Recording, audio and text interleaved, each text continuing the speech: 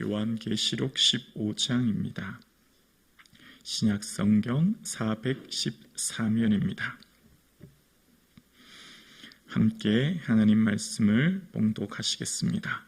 또 하늘에 크고 이상한 다른 이적을 보매 일곱 천사가 일곱 재앙을 가졌으니 곧 마지막 재앙이라. 하나님의 진노가 이것으로 마치리로다. 또 내가 보니 불 섞인 유리바다 같은 것이 있고 짐승과 그의 우상과 그 이름의 수를 이기고 벗어난 자들이 유리바닷가에 서서 하나님의 검은 고를 가지고 하나님의 종 모세의 노래 어린 양의 노래를 불러 이르되 주 하나님 곧 전능하신 이시여 하시는 일이 크고 놀라우시도다. 만군의 왕시여 주의 길이 의롭고 참되시도다. 주여 누가 주의 이름을 두려워하지 아니하며 영화롭게 하지 아니하오리까? 오직 주만 거룩하시니이다. 주의 의로우신 일이 나타났음에 만국이 와서 주께 경배하리다 하더라.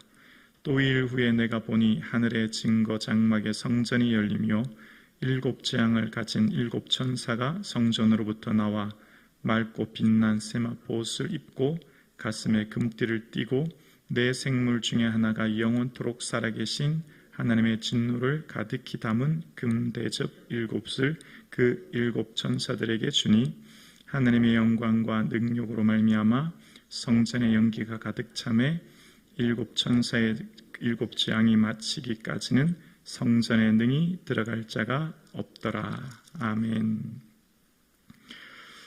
오늘 하나님의 말씀이 믿어짐으로 그 영원하신 하나님 나라를 준비하는 이 아침 되기를 주님의 이름으로 축복합니다. 아멘. 일기예보에 태풍이 오기 전 예보의 경고를 하지 않습니까?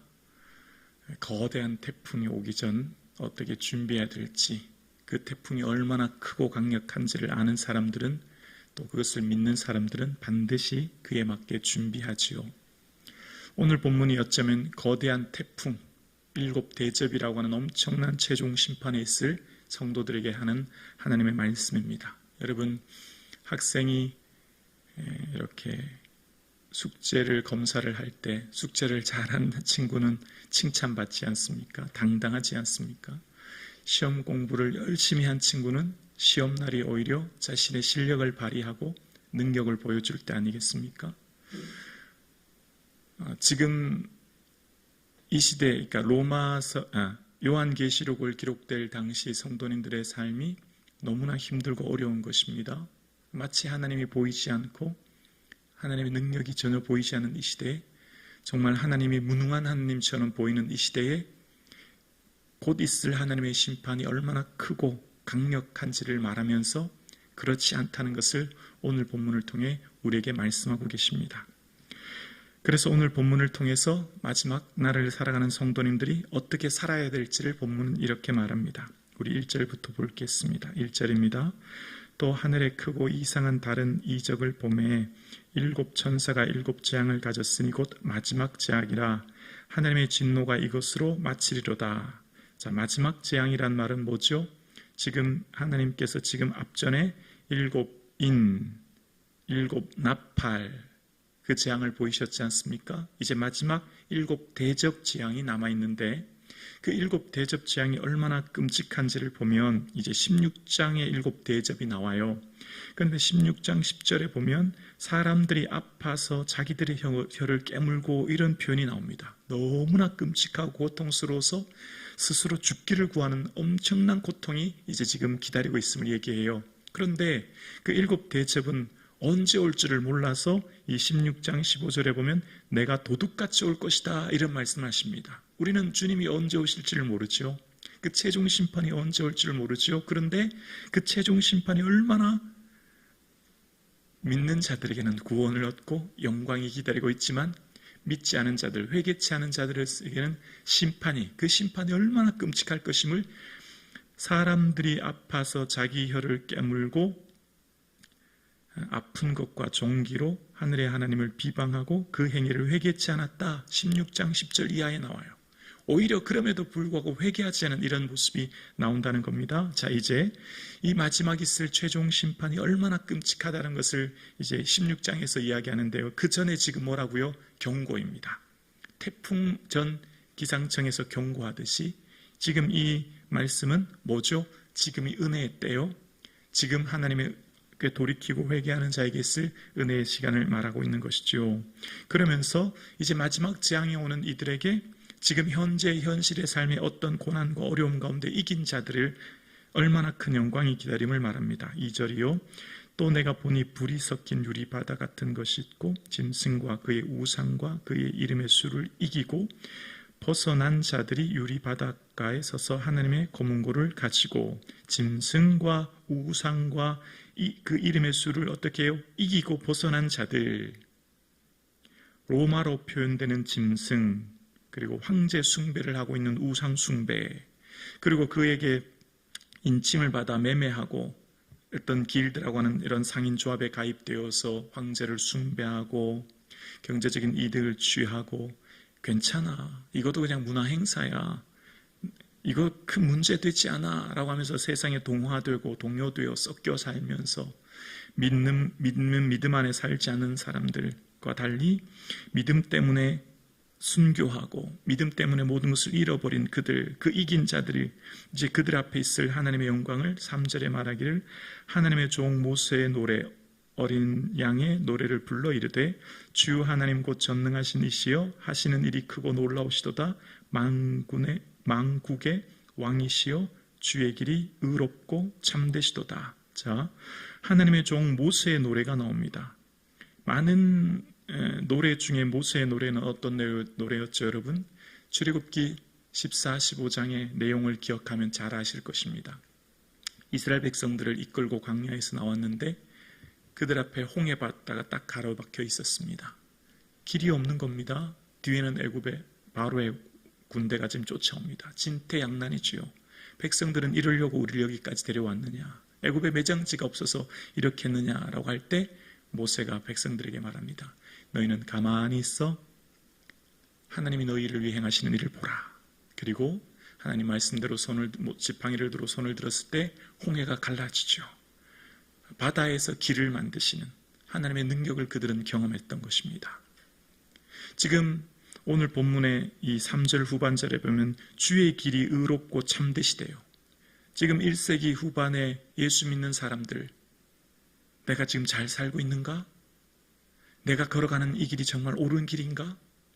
내가 정말 이 박해와 시련과 어려움 속에서 경제적인 어려움, 내 자녀들, 내 가정이 이렇게 끔찍한 고난을 당하는데 내가 걸어가는 이 길이 과연 옳은가? 내가 정말 예수 믿고 살아가는 이 박해의 현실이 내가 잘 살고 있는가? 라고 의문점을 가지고, 여러분 지난 시간에 우리는 기억하지 않습니까? 6장에 주여 우리 피를 갚아주지 아니하시기를 어느 때까지 하시나이까? 그 순교자들의 신원, 그 예수 믿는 성도들의 신원, 주님 언제까지 우리 피를 갚아주지 않으십니까? 왜 그런 고백을 했을까요? 하나님의 능력이 보이지 않아요. 하나님의 살아계심이 전혀 느껴지지 않아요. 황제의 막강한 권력으로 예수 믿는 사람들 박해하는 그 상황 가운데 하나님 정말 살아계십니까? 내가 걸어가는 이 길이 정말 진리의 길 맞습니까? 내가 정말 잘 살고 있습니까? 의문점을 가진 그들에게 모세의 노래와 어린 양의 노래를 불러 주 하나님 곧 전능하신 이여, 하나님이 우리의 주 되시며 그 하나님은 창조주이신데 그 하나님은 하시는 일이 놀라우신데 만국의 왕이시고 주의 길이 의롭고 참되시다는 겁니다. 주님의 이 길, 주님 말씀하신 이 길이 의롭다라는 것입니다. 의롭다는 말은 하나님의 옳다 여기심을 이야기하는 것이요, 또 다른 말로 말하면 하나님께서는 반드시 약속을 지키신다는 의미도 담겨져 있죠. 여기 오직 이곳에서만 원어의 의미가 쓰여지고 있는데요, 의롭고 참되신 하나님이시라는 거예요. 지금 여러 가지 어려움과 환난, 여러분 우리의 삶이 어떻습니까? 정말 내가 예수 믿고 믿음으로 살아가는데 고난과 문제와 어려움이 여전히 많을 때 내가 정말 잘 살고 있나? 내가 그럼에도 계속 이 기도를 드려야 되나?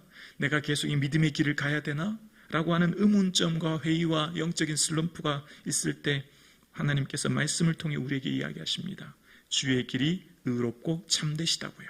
지금 여러분의 걸어가는 길 속에 고난과 문제와 어려움이 있다고 하지만 그러나 하나님께서 말씀하신 이 길이 생명의 길이요 이 길이 영광의 길임을 우리는 믿습니다. 왜 그럴까요? 이제 곧 주님 오실 것이며 이제 곧 우리는 주님 앞에 설 것이기 때문입니다. 주님께서 도적같이 오실 것이며 그날의 모든 사람들이 결국은 주님 앞에 다 서게 될 것입니다. 그날의 모든 사람들이 하나님 앞에서 있을 그 심판대 앞에 서게 될 것입니다. 영생과 영벌, 심판, 구원과 심판, 천국과 지옥, 이게 핵심이에요. 핵심. 끊임없이 요한계시록에서는 이걸 말합니다. 정말 예수님을 머리로만 그냥 추상적으로 그냥 알고 있느냐? 진짜 예수님을 믿느냐? 진짜 예수 믿고 내 삶 가운데 오늘도 그 믿음 따라 살아가느냐? 라고 본문은 우리에게 끊임없이 이야기하고 묻고 있죠. 그래서 우리의 걸어가는 이 길이 참으로 진리의 길임을 말하고 있죠. 4절에 주여 누가 주의 이름을 두려워하지 아니하며 영어롭게 하지 아니하오리까 오직 주만 거룩하시니이다. 주의 의로우신 일이 나타났음에 만국이 와서 주께 경배하리다. 누가 주의 이름을 두려워하지 아니하오며 이제 그날에 주님을 두려워하지 않을 사람이 없게 될 것임을 말하고 있지요. 사람들이 하나님 어디 계시냐? 너희 믿는 신이 어디 있냐? 사람들이 하나님을 하찮게 얘기하고 하나님에 대해 함부로 얘기하지만 하나님이 얼마나 두려우신 하나님인 것을 사람들이 몰라서 하는 말이죠. 그 최후 심판이 있을 때 그 어느 누구도 돌이킬 수 없습니다. 그때는 다시금 이미 기회가 없는 것이죠. 회개하지 않은 자들 그때는 이미 돌이킬 수 없는 때가 반드시 도래야 한다고 이야기하는 것입니다. 그래서 사람들이 아파서 혀를 깨물고 죽기를 원하지만 더 이상 그곳에선 죽음도 마음대로 할 수 없는 끔찍한 형벌과 심판이 있을 것임을 끊임없이 이야기하는 거예요. 여러분, 우리는 천국과 지옥을 믿습니다. 반드시 하나님 예수님 다시 오실 것을 믿습니다. 주님 언제 오실지 우리는 알지 못해서 오늘 그래서 우리는 준비하고 삽니다. 슬기로운 다섯 처녀처럼 등과 기름을 준비하는 것처럼 우리는 오늘 밤 오신다고 해도 할렐루야 주님을 맞이하며 기쁨으로 맞이할 것입니다. 우리는 오늘 이 하루를 살아가는 것도 오직 다시 오실 예수님을 바라보고 다시 오실 주님이 주실 영광을 사모하며 오늘 우리는 살아갑니다. 사람들이 내게 뭐라고 하든 내가 걸어가는 이 길은 진리의 길이요 마치 내가 걸어가는 길에 고난과 문제가 있을지라도 이 길이 생명의 길임을 믿고 오늘도 살아가시는 이 아침 되기를 주님의 이름으로 축원합니다.